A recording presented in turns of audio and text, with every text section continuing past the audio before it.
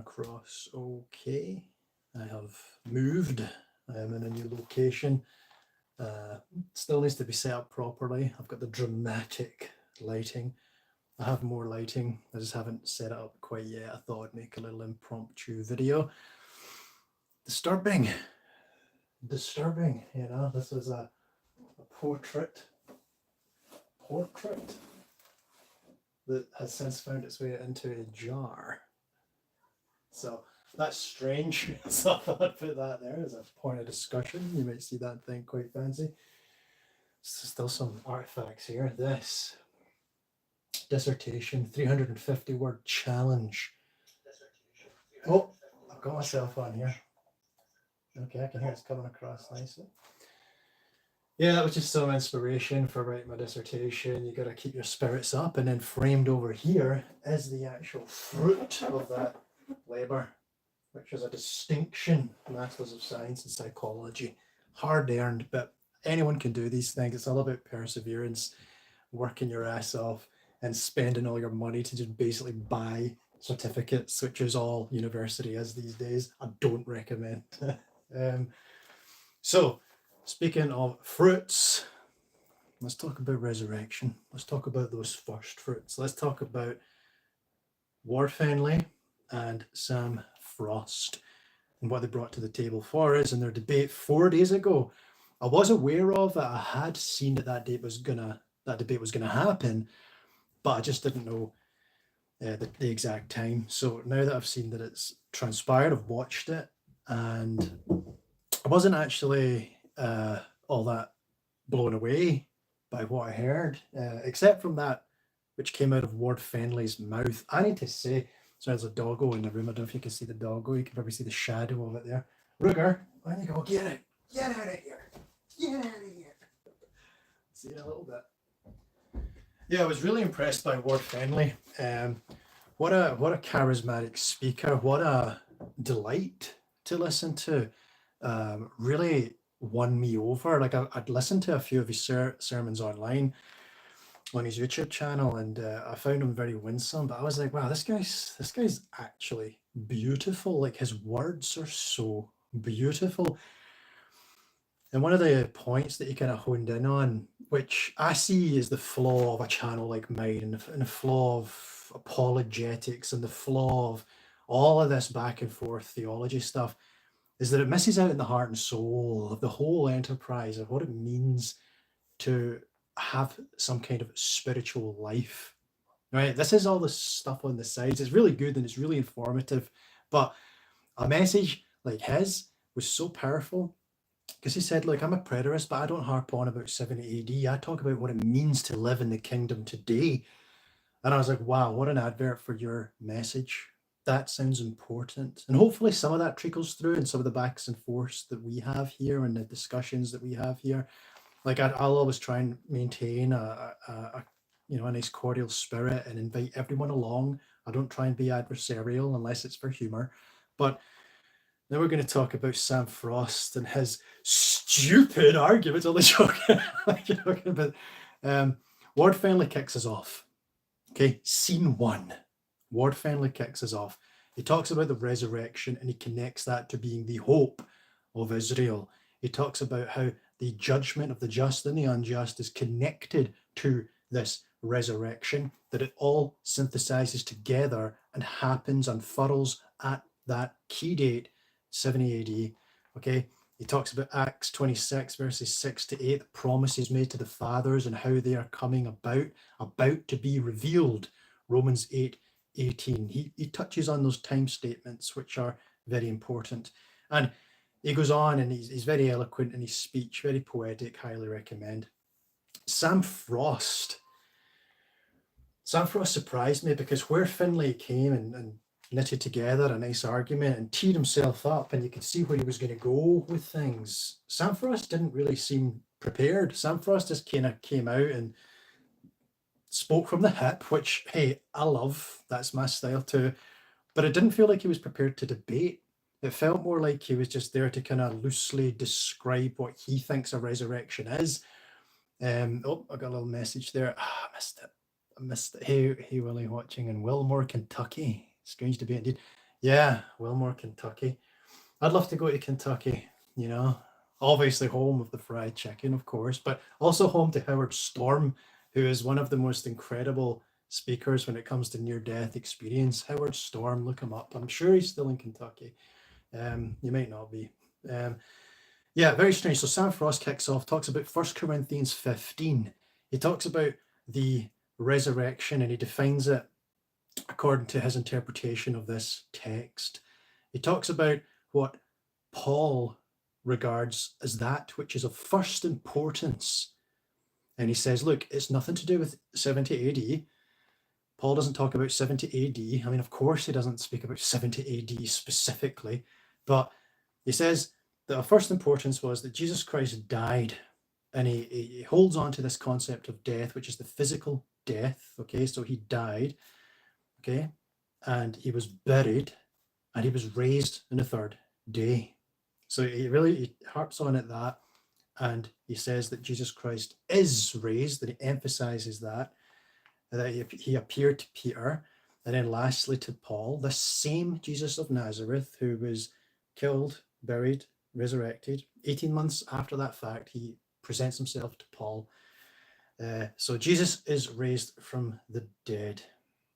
And this is the message that is preached. So he then goes on to discuss how Paul will say in his letter, there are some among you who say there is no resurrection.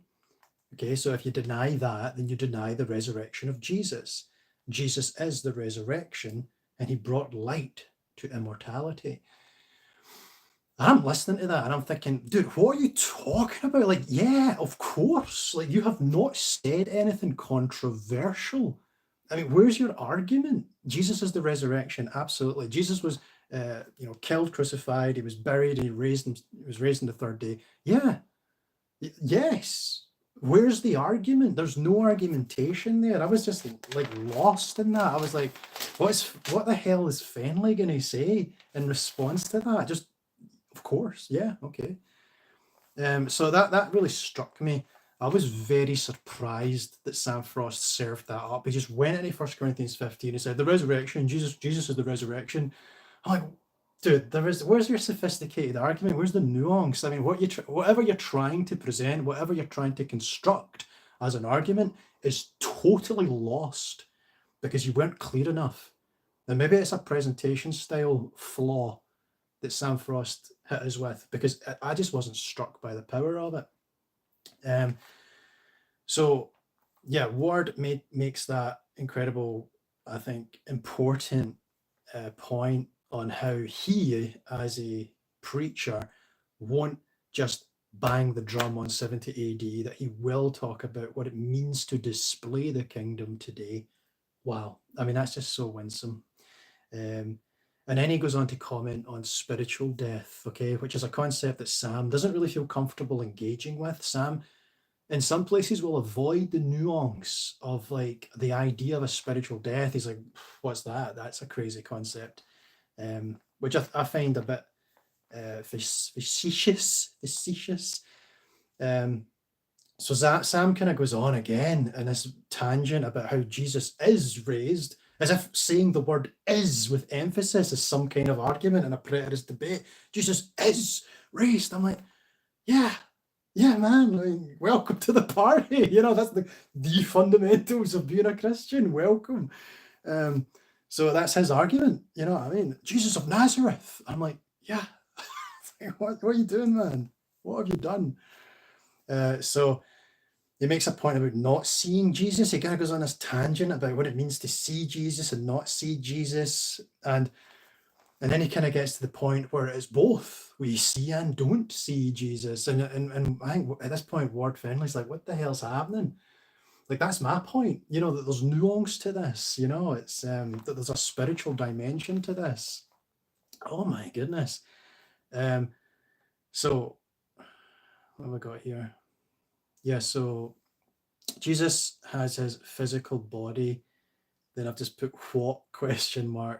Not relevant. Oh yeah, because they kind of get into this clinch about Jesus having a physical body today or not, and how I think Sam said back when he was a preterist, he had to argue the point that Jesus no longer has a physical body.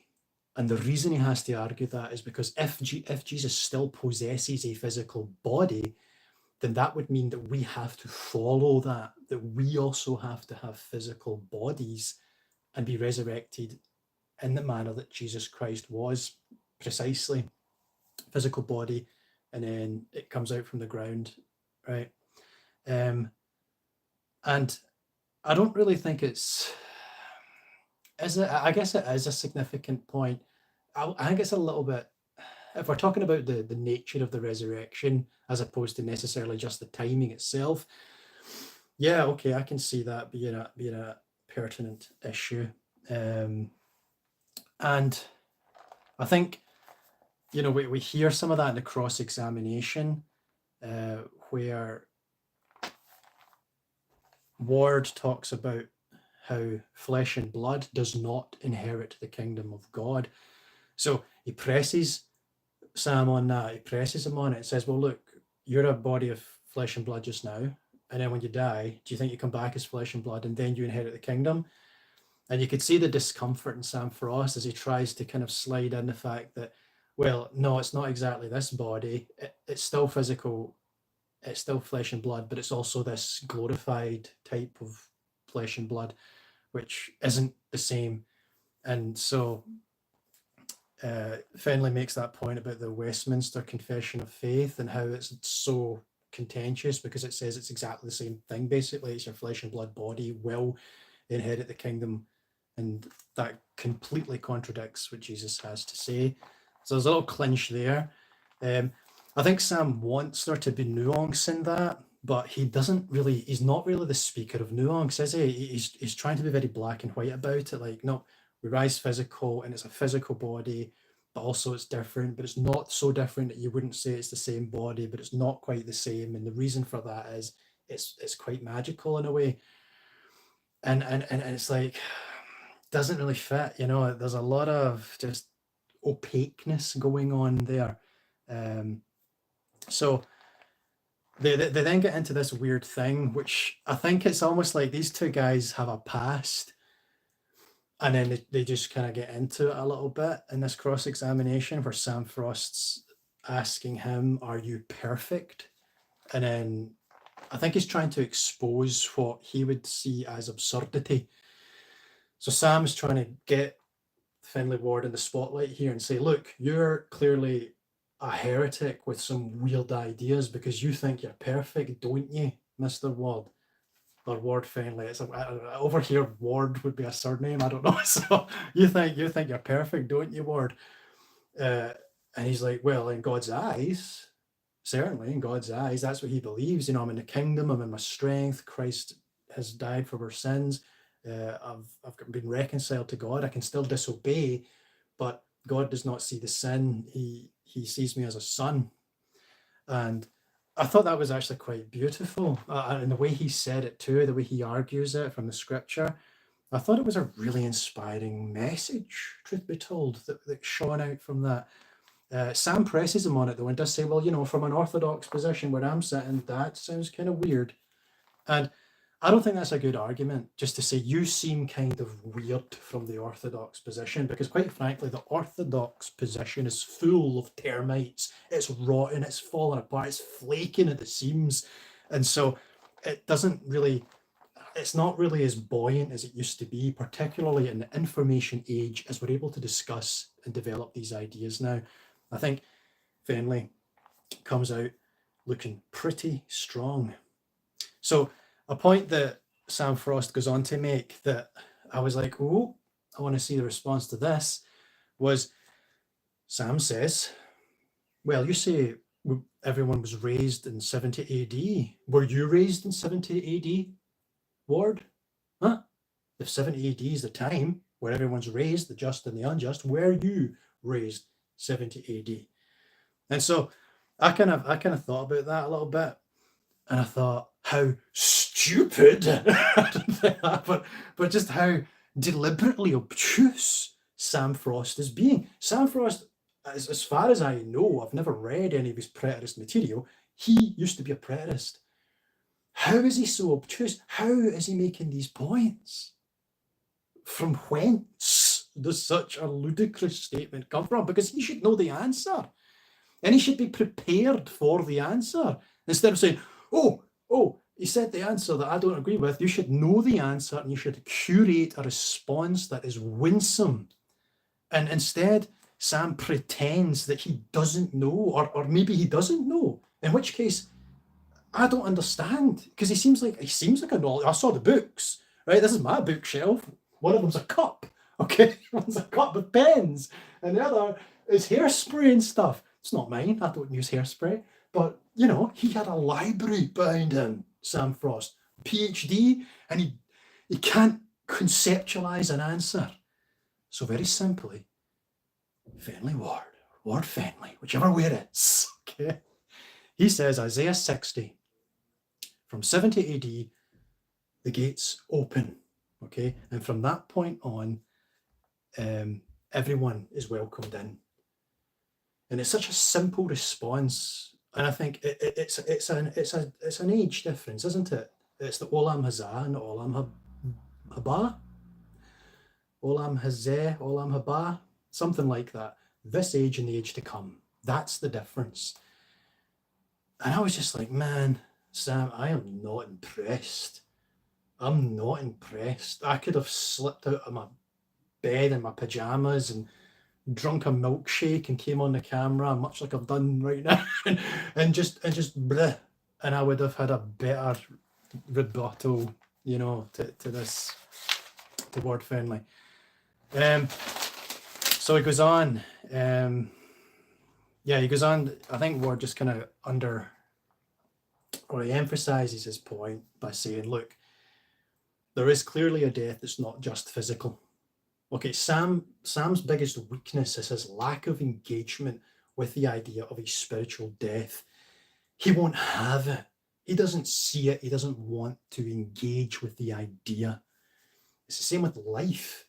He doesn't want to engage with any idea of life that doesn't involve blood running through a circulatory system.